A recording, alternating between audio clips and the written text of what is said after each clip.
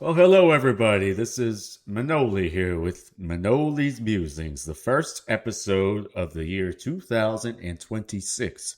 First of many, I hope. Um, Happy New Year to you. The date is January 4th. Happy New Year. Merry Christmas to you as well, because in this household, the Manoli household, we celebrate the 12 days of Christmas. The Manoli household, of which there's one person, we celebrate the 12 days of Christmas. I still got my tree up. I'm still in the spirit. I'm still in the Christmas spirit. Uh, you gotta celebrate the 12 days. It's not just the 25th. That's only the start. It's got to go all the way through. You got to keep up the spirit.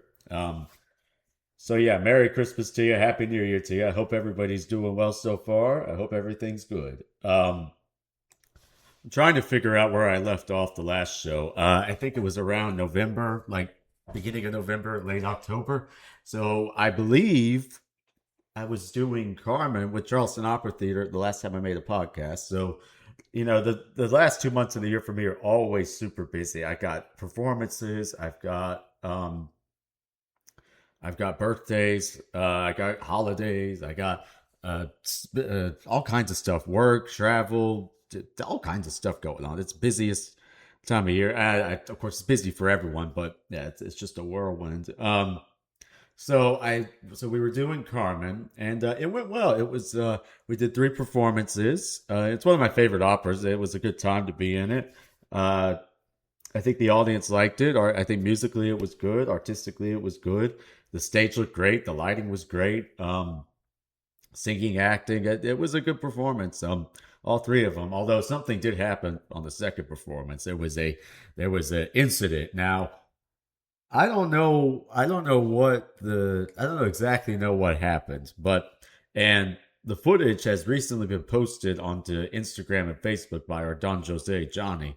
Um, Something happened during the habanera, Carmen singing, and that's her big entrance and whatever. So probably the most famous part of the whole opera. Something happened. Now, during the habanera, there was a moment where Carmen's flirting with all the soldiers and all the choristers, and she grabs my arm, and we run to the middle of the stage, and we do a little dance together. Now, something happened because when we ran, we have to go past. There's a table, and there's a chair that Don Jose sits at. Now, at this point, Don Jose is standing, Johnny's standing. Now, we run past the table, and I'm in the middle of the stage with Ginger, the Carmen, who's very good.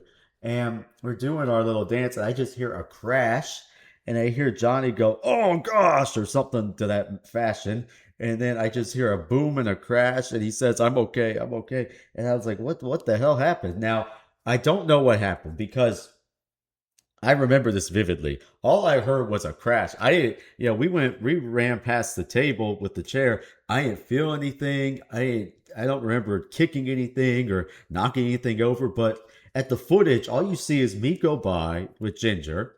Me and Ginger go by, and then it looks like the chair has fallen or is starting to fall, and then Johnny sits on it, and then he falls off the chair. And I'm laughing because he posted it, so I can laugh about it because he's laughing about it too. So I don't know what happened. It's kind of like the new Zapruder film or something. We need like a frame by frame analysis. We need to get to the bottom of this because I don't know if I did it or not. I don't feel anything. I'm certainly not admitted to anything. I certainly wouldn't do that. We did it 100 times for a rehearsal. I don't know what happened. I don't know if I knocked the chair or something else happened. The chair fell over, or I don't know what happened. But Johnny, I swear I'm innocent. If you listen to this, I swear I am innocent.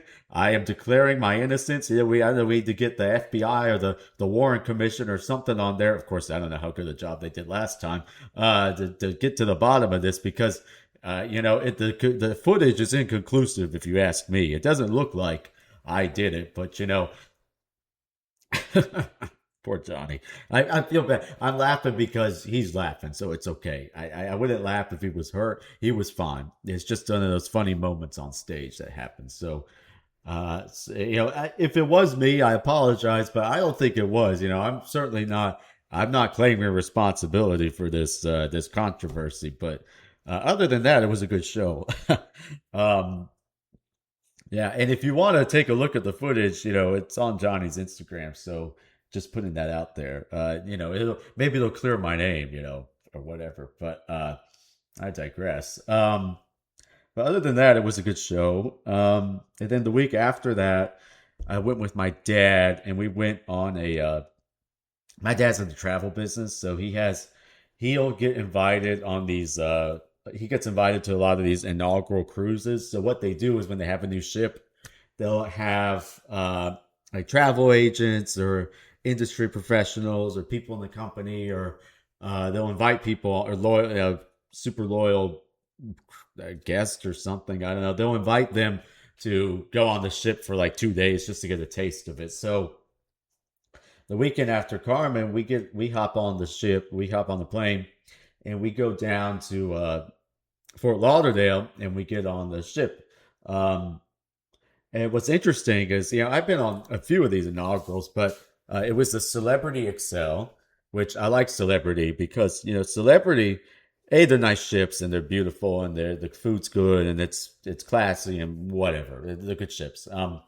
B, Celebrity, if you notice the logo for Celebrity is an X, but it's not really an X. It's a he. It's a Greek letter. It's the Greek X, which is it makes the H sound. And what that means is Celebrity used to be Handris, and their logo used to be the X, the he. Um, so they pay homage to, and then they got bought out and they changed to Celebrity, whatever. But they pay homage to Handris, and I like that. And the captains are Greek, and a lot of the officers are Greek. So, when your ship is ran by Greeks, it's a good time. It's a quality experience. But what I wasn't prepared for was I get on the ship and I start to notice that there's a lot of influencers on the ships, travel influencers, cruise influencers, whatever. Now, I know on this show I've talked about influencers in the past, and I think what I said is that they tend to influence my bowel system, which is still mostly the case. Something about their presentation it just irks me. But I did talk to some of them that were nice. They were nice people. They seemed humble. At least that was the way they were acting. But some of them also were being annoying and just being, the thing. But something I saw really, really, really made an impression on me. I get on the ship, and I kid you not, the first thing I see, I kid you not, there's a couple sitting on the couch. They have a tripod set up. They're filming themselves on their phone. And what they're filming is the guy, he puts his arm around the girl, and then they look at each other's eyes all lovingly. And then he kisses her on the forehead like it's I guess, a Hallmark movie. I don't know what the point is. But so they do that, and I'm watching the whole thing. I'm watching this being done. And they film this clip, and they get up, and the guy checks the footage, and I guess they didn't like the take, so they sit back down, and then they do it again. And I'm watching the whole thing. I watch it start to finish. And then they get back up, and he looks at the footage again, and he doesn't like that take. So they do 3 takes of this ridiculous act. I mean, it was really vomitous is what it was. I mean, I don't know. If that's your way of making a living is doing the influencer thing. I mean, but why does it have to be so fake and inauthentic? I mean, this is what you do. I mean, if my girlfriend was like that, she's like, "Oh, we got to get a take. I want you to look in my eyes and they kiss me on my forehead like it's, I don't know, Titanic or something. And we're going to do 3 takes of it." I would just say, you know what? This is ridiculous. This is not authentic. But whatever. But it was really vomitous, is what it was. But other than that, I talked to some that were nice. I talked to some that were crazy, but it was a good time. The ship is beautiful. The XL, the food is good. The ship is nice. It's brand new. I recommend if you're looking at cruises. Celebrity is nice because it's a classy ship. It's a nice ship. It's not crazy. It's not some party crazy spring break thing going on. But it's also not like, I don't know, some ship that has 200 cabins and costs you tens of thousands of dollars, and everything on there is boring, and the median age is 82. It's not like that either. So it's a nice in between, and they go on fun. They go to the fun places and whatever. So Celebrity is good, first class, nice experience. But yeah, and then after that, the week after that, I was singing a concert in Columbia, South Carolina, with a group that I perform with up there. The same group I do Pirates with. or have done the past 3 years, Pirates of Penzance with. And I go up there and I'm doing a concert that Friday, their 10th anniversary concert, and I sing La Colunia and I sing the Major General song because that's what I've done with them, and it went well. But my family, my brother, my mother, and my father, they were going up to Asheville that weekend, Asheville, North Carolina. Well, Columbia is about a third of the way there. I thought it was closer, but I was like, oh, okay. I haven't been to Asheville in some time. I haven't been to Biltmore in a long time. Probably not since I was Leo's age, which is 15, 16 years ago. So I said, I'll meet you guys up there that weekend. I'll meet you. I'll do my concert. I'll go to Asheville. I'll hang out for the weekend, and then I'll come back, and that'll be it. Um, so I did. So I finished the concert, and then I realized that Asheville is more like, I thought it was like 90 minutes from Columbia. It's more like 2.5 hours. So I get there at midnight.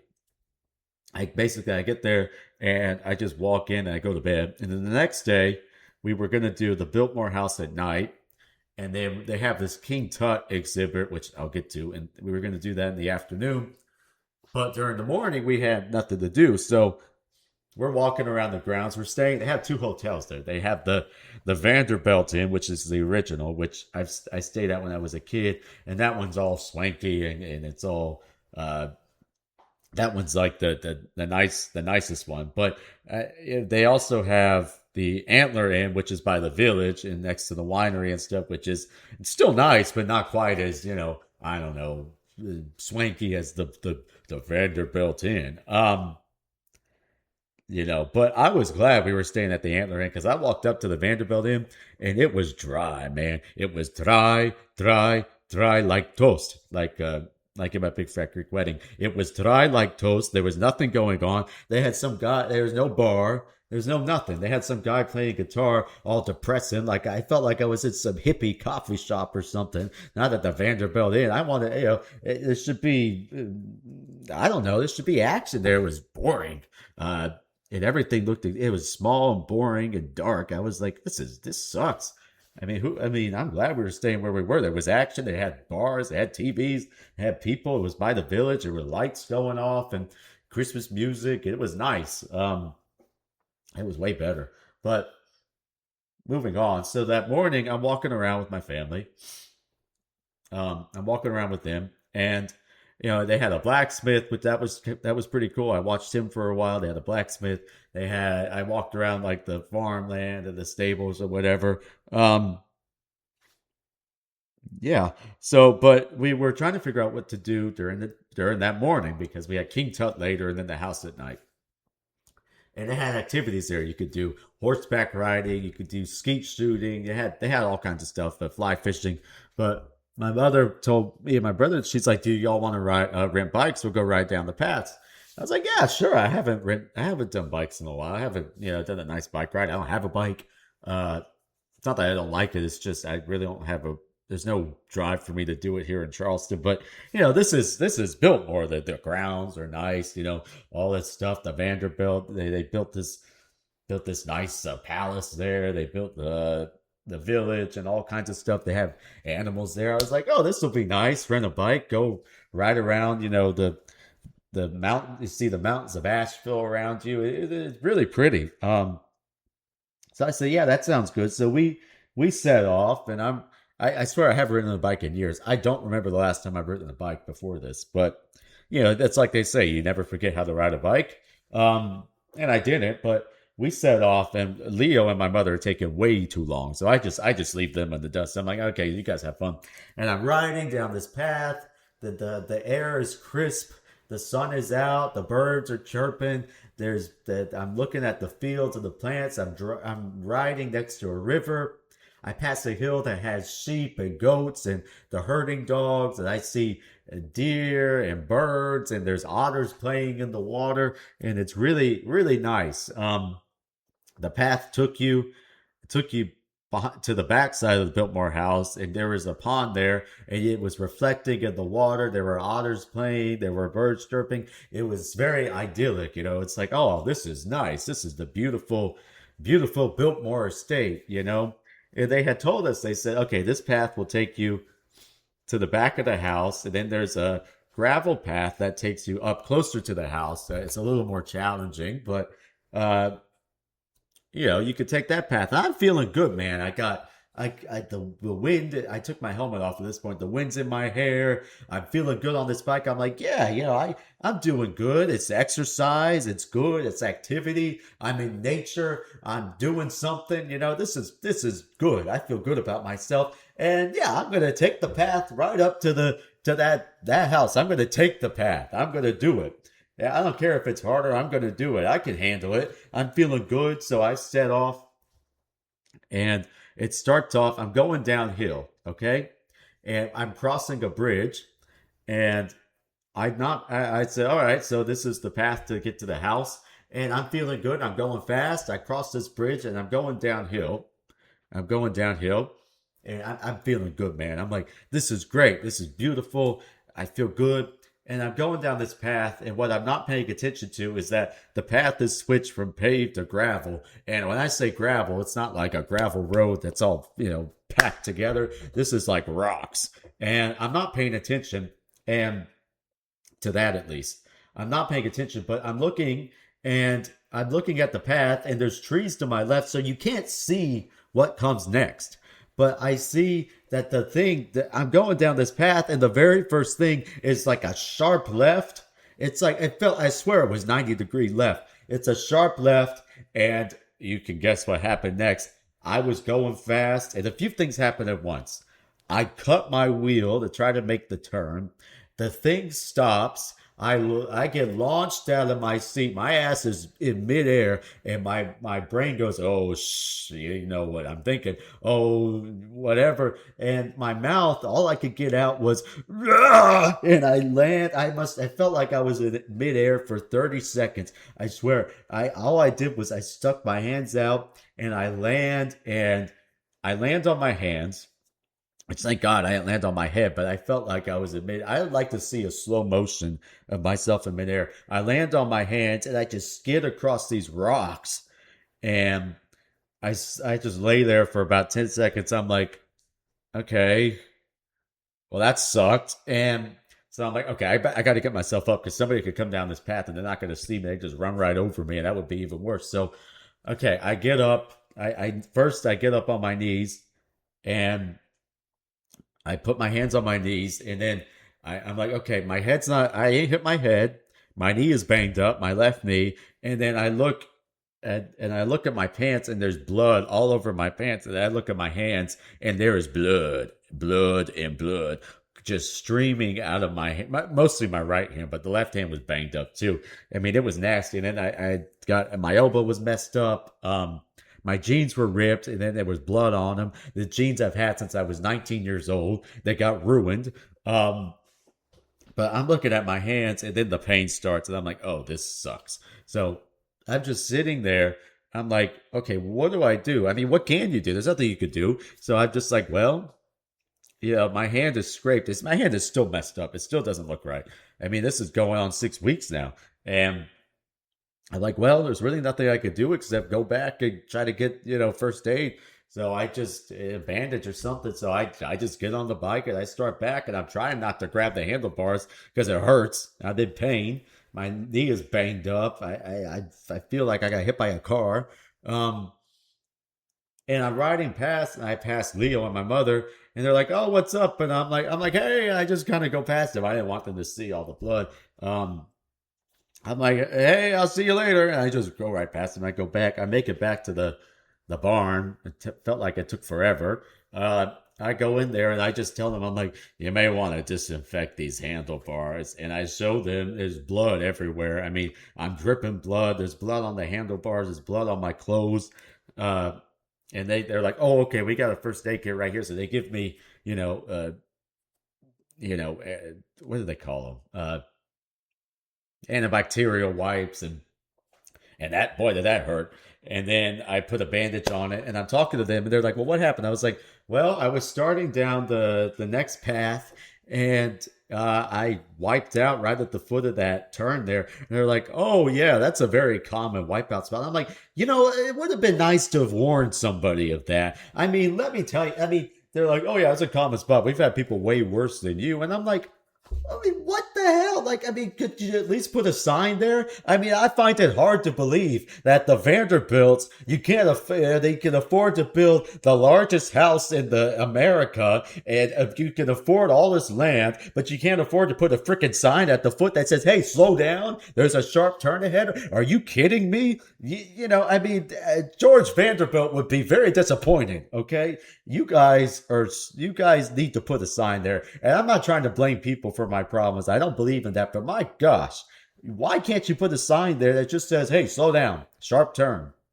If it's such a common wipeout spot. I didn't say anything. I'm saying it now, but I didn't say anything. So I get all fixed up, and then the pain starts. And boy, I was in pain. My leg was, I could, my leg was bothering me. I couldn't move my thumb. I lost my ability to use my right hand, which is of course the hand that I use.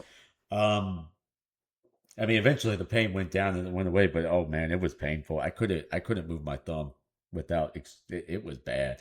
My elbows all messed up.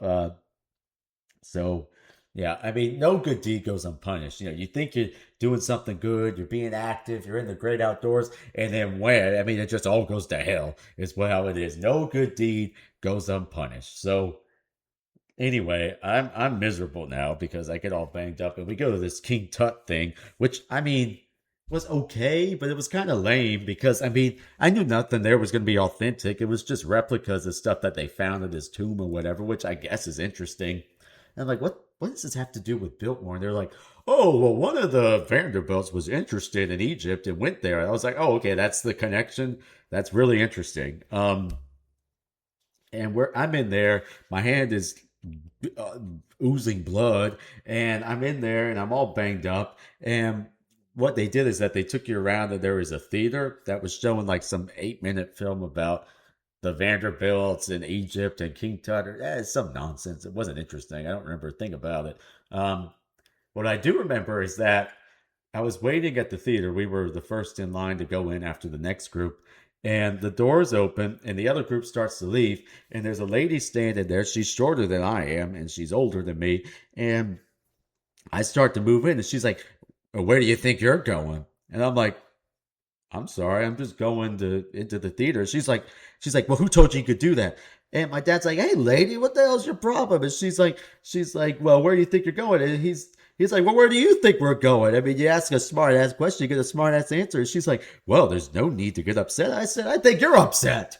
I mean, this lady was on a total power trip at the King Tut Museum at the Biltmore, and she was really being obnoxious. And I was like, okay, it's over. I mean, I stopped, and she's like, I'm with my 9-year-old brother, for goodness sakes. I mean, we're just trying to go through the exhibit. What the hell is your problem? You spend all this money. You're in this nice place, and everyone and the people there are jerks. Um, and so I just stopped talking. I was like, you know what, whatever. You think that you're really something. It doesn't matter.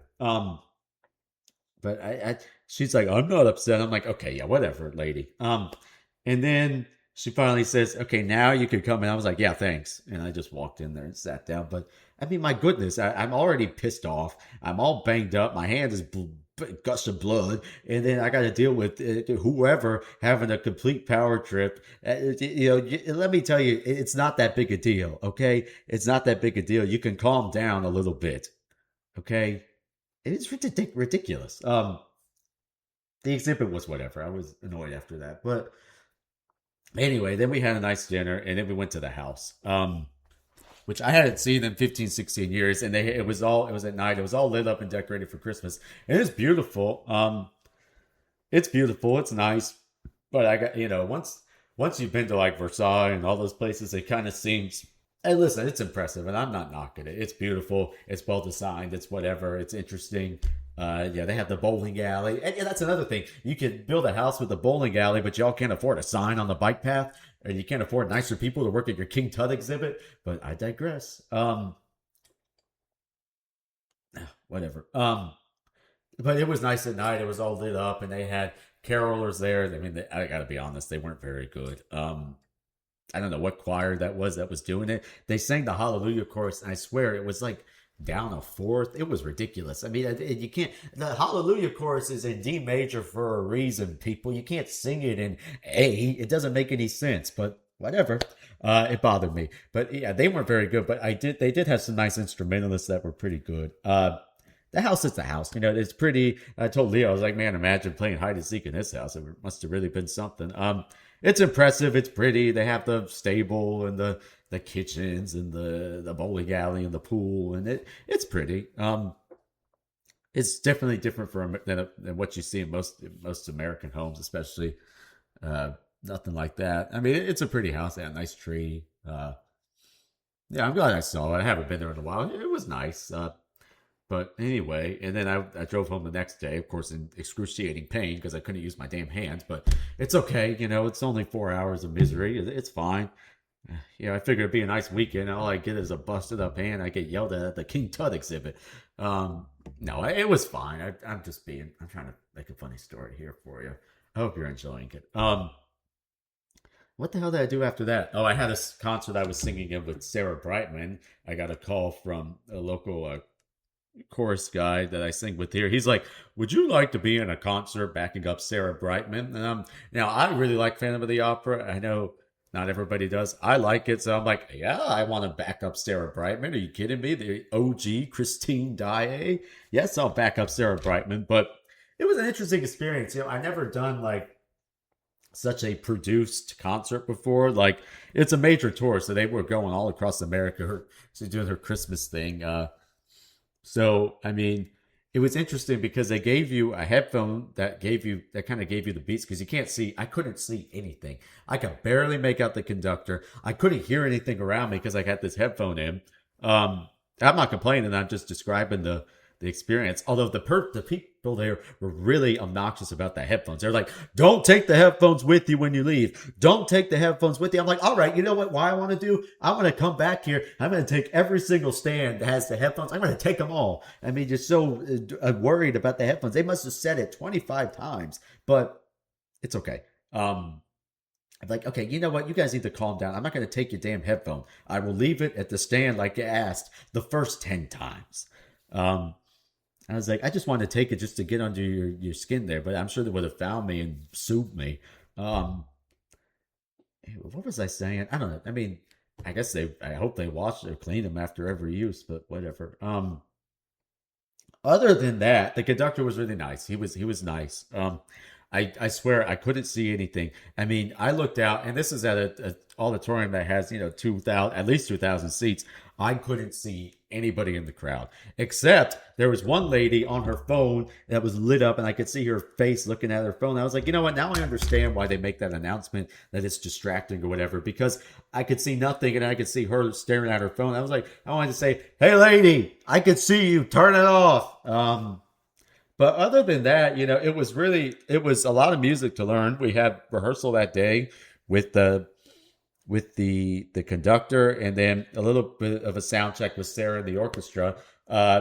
She did good. She sang well. She did her songs, and we got to sing Phantom of the Opera with her, which is, I mean, that's a cool experience. That was cool singing Phantom of the Opera with the original Christine written for her. I mean, that's pretty cool. I don't know if I'll get to do that again. That is unique. That was really cool. Uh, we didn't really get to interact with her. I would have liked to at least I kind of said hi to her. She walked behind me. I said hi to her. She waved at me. Uh, but but yeah, it was an interesting experience. I never done a concert like that before. Although the funniest thing was like they gave us costumes, which are these robes. These are the heaviest, biggest robes. I mean, I guess they were trying to go for one size fits all, but my goodness, it would have fit a hippopotamus. I mean, these things were so heavy. I mean, my neck would felt strange after the day after, and they were so heavy. And I'm a short fella. They were so long. I had to hike up my dang robe just to get up and down the stairs. I felt like some lady in some old movie. But I have a great picture because I was like, oh, you know who I look like? I look like Emperor Palpatine. I have a great picture of me doing like the Force lightning that he does, like you will pay the price for your lack of vision. Let the hate flow through you. And now, young Skywalker, you will die. I like to do Palpatine. He's one of my best impressions. I have waited a long time for this moment, my little green friend. Oh, and Lucasfilm, if you want to cast me as young Palpatine, I would be willing to do it. So just keep me in mind, okay? Thank you. Anyway, I have a great picture of me doing like the Force lightning, and I went on Facebook and I got people to like edit like the lightning coming out of my fingers, which is it's pretty funny. I'll send it to you if you want. But my good friend Dr. Kramer, I should have just sent it to him because he photoshopped it the best anyway. I was like, oh, I know you were in this group. Shout out to him. Anyway, so that was the funny part was the picture of me in the robe. I looked like Voldemort or something or Emperor Palpatine. But interesting experience. And then after that, the week after that was my birthday, December 12th. Same as Frank Sinatra, same as Bob Barker, same as Connie Francis. Um, yeah, so December 12th was my birthday. I had a nice time. I turned 26. I'm 26 now. On the wrong side of I'm closer to 30 than I am 20 now. Oh boy. Oh boy. Getting old man Manoli. It's finally catching up. But no, it was a great birthday. I had a nice dinner with my family. We went to a great spot here in Charleston, Peninsula Grill. It's really, really nice. Good steaks. Really nice spot. Uh, and then we went. I went out. I met some friends of mine out afterwards. We went out to the bars. Uh, we went to a place called Victor's because I'm friends with the bartender there. Shout out to Victor's. The bartenders there are great. Uh, he bought me a drink. It was very nice. For my birthday. They're good people there. I recommend it. We went out. There was a whole group of us. It was probably uh, I guess 5, 6 of us. It was nice. It was a good time. A good time with my friends. Thank you to everybody that helped me celebrate. Um, so it was my birthday, and then after that, I'm trying to think what came next. After that, I was at home for a week, and then I took a trip down to Florida because I had a pass at Epic Universal that expired, the theme park that expired on the 20th. So I met my family. I flew down there. I met my dad and my brother and my sister, and we went down to Universal um, for the day to use our pass because it expired. I mean, we had a free pass. Hello. So I flew down that Friday, and I met them, and we were staying at the Swan and Dolphin at Disney, which I got all kinds of crap because I was at Disney and I looked, I walked around some of the hotels. They're all decorated for Christmas. It's nice, I used to go to Disney a lot. My family, we went there a ton of times because it's close. We had annual passes. I like the hotels. I like the decorations. I like the parks, but I just don't like the way that they run things now. They took away a lot of their perks, especially they used to stay open till 3 a.m. sometimes. I mean, that was fun. You stayed on property, you could be there till 3 a.m. They don't do any of that crap anymore. Everything special they just ruined. Even I mean, I haven't been to a Disney park in almost 5 years. I haven't been, but I was there because we were staying there, and I went around to the hotels, and people were like, "Oh, you give crap to Disney adults, but you're a Disney adult." I'm like, "Listen, I am not a Disney adult. I am a theme park enjoyer. There's a difference. I like theme parks, I do, but I don't wear the stupid merch. I don't wear mouse ears. I don't salivate over meeting Winnie the Pooh. I'm an adult. I'm a grown man. I don't act like a child. Like these Disney adults, they never grew up. They have all kinds of issues. They just walk around there all the time. They buy all this stupid merchandise. They stuff their face all day long. I mean, the amount of food that goes through Disney, I mean, it could feed a country. It could feed a country. And these people, I swear, they walk around with these turkey legs. They walk around with these turkey legs. My mother said one time she was in the bathroom there and she saw some lady walk into a stall with a turkey leg. I mean, how sick is that? How sick is that, people? I mean, that is disgusting. Disgusting. It disgusts me. All kinds of food. I mean, it is nasty. People double fisting turkey legs. People. I saw one guy. He bit the whole. He ate a Mickey bar in like 3 bites. He bit the whole ear off in one bite, and he had his leg up on some like sidewalk or I don't know, some seating area or something, biting this Mickey bar like it's some kind of drug or something. I'm like, this is disgusting. I mean, this is sick. I mean, you people, I mean, I understand eating a snack, but my goodness, I mean, you make it like a glutton fest. It looked like Bacchus or something. Um, what was I even talking about? My point is that I'm not a Disney adult. I don't act like that. I don't wear the stupid mouse ears. I go there, I eat the food, I ride the rides that I like, and that's it. That is it. I like the hotels. That is it. There's no, if anything, if anything, I like Universal more. I would prefer the title Universal Unk than Disney Adult. And if Unk is like the kids nowadays are like, oh, you're old, you're an Unk. I'm like, okay, what? I don't even know what that means, but I would prefer that than Disney Adult. But really, what I am is a theme park enjoyer. So don't give me this crap. I know I've said Disney Adult. I know I've said it in the past. I don't want to hear it. Um, I went there and we were staying at Disney and then we went to Universal the next day. We went to the Epic Universe. It's fun like it always is. We did almost every ride. But Leo, my brother, he got sick while we were there. And then he got, there's all kinds of germs. I don't know. He got it. And then now this is the week of Christmas. I get sick. So I have what I guess was the flu. I don't know what it was exactly. I didn't go to the doctor. I just was miserable. I had it like that whole week. It started with the cough and the throat. Then I had fever. I mean, Christmas Eve was the worst. I was miserable. I was supposed to sing that night at church. I was supposed to sing two services, one at my church, and I was going to do midnight service. I had to cancel both of them. Just like, I cannot sing tonight. I'm miserable. My nose is messed up. My throat is messed up. I'm coughing. I just can't do it. I hate to do it. I like to sing it, especially at my church Christmas Eve. I usually sing a solo, but I just couldn't do it. I hate the fact that I couldn't go to church. I did. I met my family for dinner. I did make it through that just because I was like, okay, I can do that. I could just sit there and eat and whatever. But I was in bad shape. I was in bad shape. Yeah. Christmas Eve, I was just like, oh man, I was just like, I hope and pray I could get up in the morning, go to my parents' house, do Christmas there. I would celebrate with the family. I just hope I get to do that. And I made it through Christmas Day okay. I wasn't 100%, but I opened the presents and I did all that. I got nice stuff. I got some new opera recordings for my record player. I got some new jeans since I ruined the one or two. I was down to like two or three pairs of jeans, and I ruined obviously the one that I had. I got some stuff from my condo. I got some Dodger stuff. They won the World Series again. They won the World Series. Um, all that stuff I got. So it was a good Christmas. I just wasn't feeling 100%. And then that night I was miserable again. And basically by the 26th, like the fever had stopped and I was feeling okay. I still coughed for a while. My voice is still a little messed up, but it was bad. It's going around, man. I don't know. Just be careful out there because people are getting sick left and right still. I don't know what the hell's going on. Um, but yeah, but I hope it was a good Christmas for you.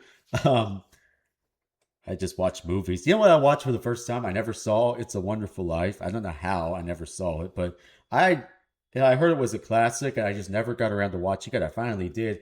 And I thought it was worth I thought it's earned its reputation. I think it's definitely a great movie.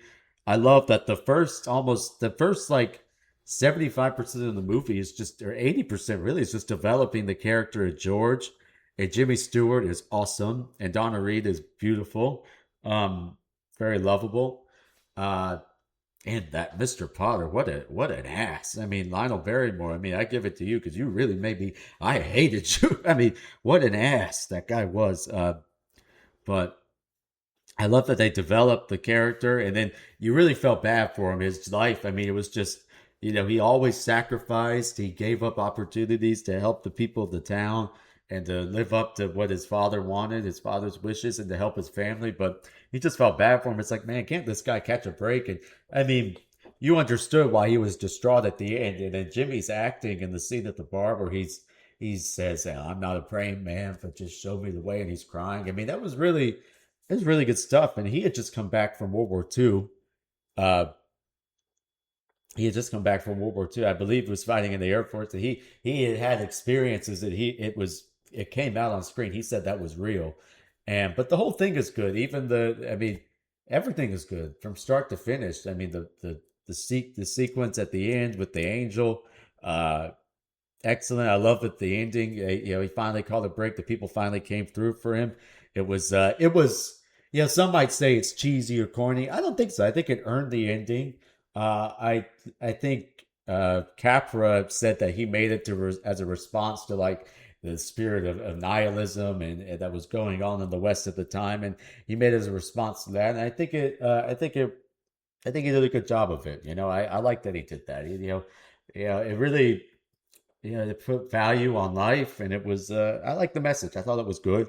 I could see why right after World War II it was not a hit. It was kind of a flop.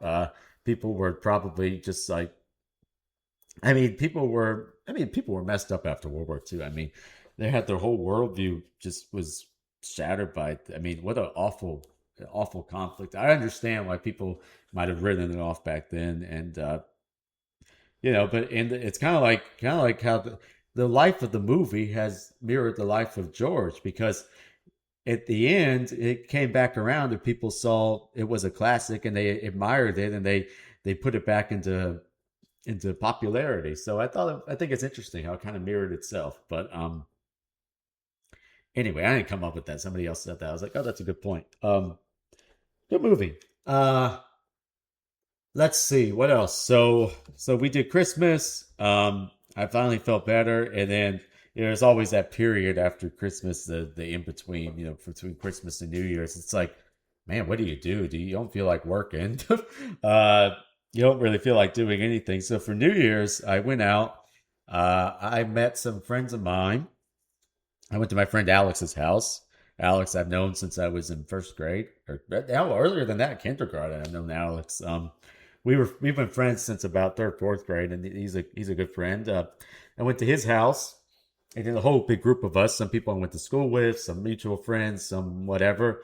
We went out to Folly Beach, and what they do out there is instead of dropping a ball, they have on a crane. They have these light up flip flops, and they drop that for New Year's Eve. And I'd never done it before. I've heard about it, and it seemed like a fun time. I was like, yeah, sure, I'll go. So I rode out there with them. Uh, Rode out there with them, a big group of us, maybe 15, 20 people.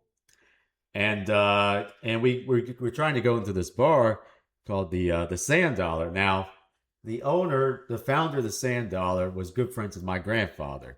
They were like this. I mean, they were close. They were close. Those friends traveled together, and the families have been close. Their family, my family, we've been close for forever. Since I don't know the dinosaurs, whatever. So I get to the door at the Sand Dollar, and we're standing there. They're like, I'm sorry, we're sorry guys, it's members only tonight. But the owner, Skipper, he said, is that Manoli? And I was like, yeah, hey Skipper. He's like Manoli's family. He could come in and he could bring all his friends. Whoever he wants to, he could come in. You let him in. And so I thought that was really nice of him, because it's a busy night, but he let and we got there at different times. So I would go to the door and meet people. I'd say Skipper there with me, and he's like, come on in, come on in. I mean, really nice of him to do that. It's a great place to hang out. It's a fun bar. They treat you nice there. They're good people. Yeah, it was a fun time, and everybody was buying me drinks after that. They're like, Manoli, you're the man. You got us in. I'm like, well, when you hang out with Manoli, good things happen. That's that. You never know what's going to happen with Manoli, but I always come through for my friends. Always come through. So I was having a good time. They were buying me drinks, buying me shots. It was fun. We smoked cigars. It was a beautiful time. I really enjoyed it. Good time with my friends. I thank God every day I have good family and good friends, or I should thank Him every day rather. I need to, but I have good family. I'm very blessed. Good friends. Good life. Good life. Very very blessed. So yeah, it was a good time. We hung out. We hung out till midnight, and then I got in the car and I got the hell out of there. I didn't want to get stuck in any traffic. So I mean I didn't drive. Excuse me. Before you think I did that. I got in the Uber. Uber I got into, and we took off. But yeah, it was a fun time. So I think that's about it. That's about all that's going on. Happy New Year to you. I'm in a pickle though because I've been trying to finish up the Nespresso I have. You know, I like Nespresso. I've talked about it on the show before. I'm trying to finish out what I have, and I was down to all I'm down to right now is I have some like single espressos, then I have some decaf espresso, and I have some decaf coffee. Now the decaf coffee I'll drink, you know, at night or whatever. Just you know, if I want to feel like having a cup of coffee, it's useless. But I'll drink the espresso to get you know the caffeine and then the decaf. But what is more useless than decaf espresso? Why would you even manufacture such a thing? There is nothing more useless than that. You drink espresso because it's a quick hit of caffeine. You don't sit there and sip it. You knock it back. Maybe two sips, but you knock it back and you're on your way. That's how it was originated. You know, if you go to Italy and you go and order, you go up to the counter, you just stand there. You say, "I want a doppio espresso or or a regular," and I want an espresso, and they give you espresso, and you knock it back, and it's served lukewarm. By the way, in Italy, it's supposed to be served lukewarm. It's not supposed to be piping hot because you're supposed to be in and out. You could do it in 60 seconds. You get your caffeine, and you go.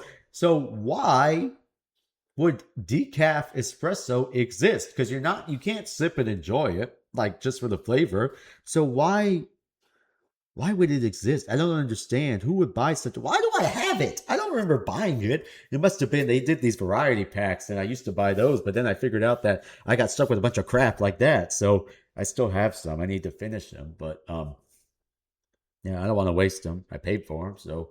But, I mean, decaf espresso. Just think about that. Think about that. Um, Anyway, I guess I'll end on that note.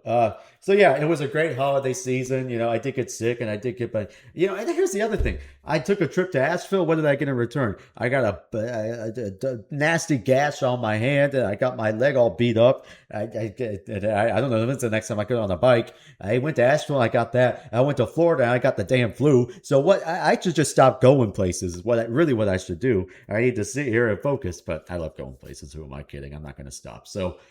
Anyway, uh, fun times, fun times. Happy New Year to you. Happy New Year. I hope it's the best year yet. I honestly do for all my listeners. I hope it's the best year yet. Um, should old acquaintance be forgot and never brought to mind? Should old acquaintance be forgot? Auld Lang Syne. What the hell are the words there? Oh, in the days of Auld Lang Syne? Who is Auld Lang Syne? Who is that? What does that mean? The words are about old friends having a drink and recalling adventures they had long ago. I don't know who you are, but I like you, Auld Lang Syne. I like you. Anyway, that's gonna do it for me. I'm gonna try to edit this tonight. I hate editing. I swear if I didn't have to edit, I would put these out all the time. But I have to edit. Anyway, but you know what, Manoli, get the hell over it. I'm gonna edit this. Try to edit this tonight and get it out fast. So happy New Year to you. I love you. Stay safe. Blessed year for you and your family. And I will see you next time. Goodbye.